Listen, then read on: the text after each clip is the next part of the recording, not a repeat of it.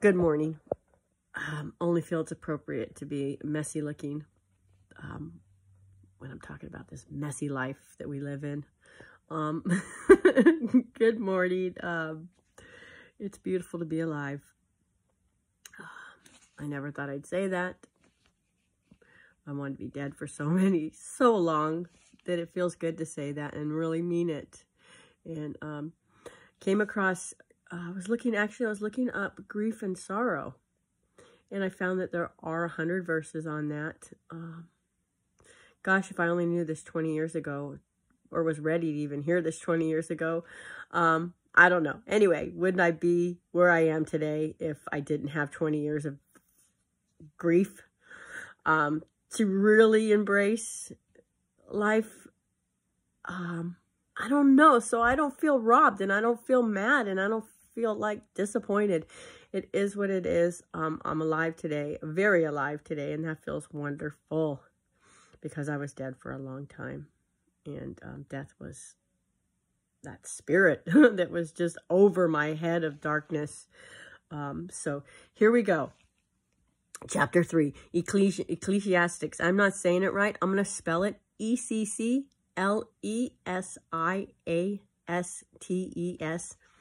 3. Chapter 3.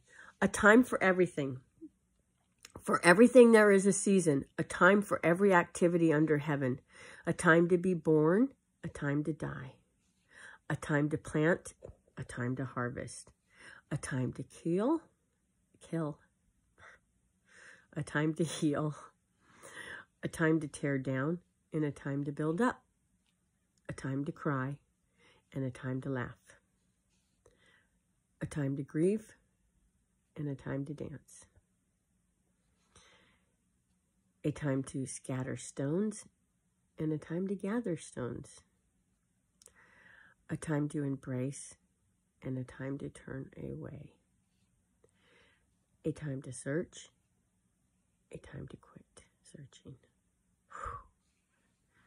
a time to keep, a time to throw away, a time to tear down, a time to mend, a time to be quiet, and a time to speak, a time to love, a time to hate. I'm going to have to research that one because I don't know about that time to hate thing. I know nothing, but I do know that if I don't know something, that's where I pause and I research. So I'll finish this, but then when I'm done, I'm going to go search that. Anyway, a time for war. There it is there. A time for war and a time for peace. So I don't need to research it. It's right here. You saw this happen. A time to love and a time to hate. A time for war and a time for peace. I know nothing, except for if I just follow through, I might find it. What do people really get for all their hard work? I have seen the burden God has placed on us all. Yet God has made everything beautiful for its own time.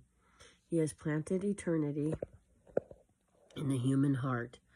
But even so, people cannot see the whole scoop of God's work from beginning to end. So I conclude there is nothing better than to be happy and enjoy ourselves as long as we can. And people should eat and drink and enjoy the fruits of their labors, for these are gifts from God. And I know that whatever God does is final. Nothing can be added to it or taken from it. Sorry. God's purpose is that people should fear him. What is happening now has happened before, and what will happen in the future has happened before, because God makes the same things happen over and over again. That's pretty good stuff. So, analyzing each of these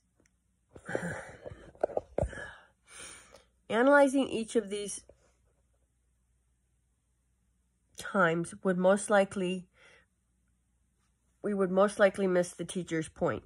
These are figures of speech that present two opposite extremes and include the entire spectrum between them. For instance, there is a time to be born and a time to die, but the emphasis is on the lifetime in between. There is no time for everything because God has set the time. All of life is part of the well-orchestrated symphony, for God has written the music. An essential part of recovery is seeking out God's plan for us and then following it.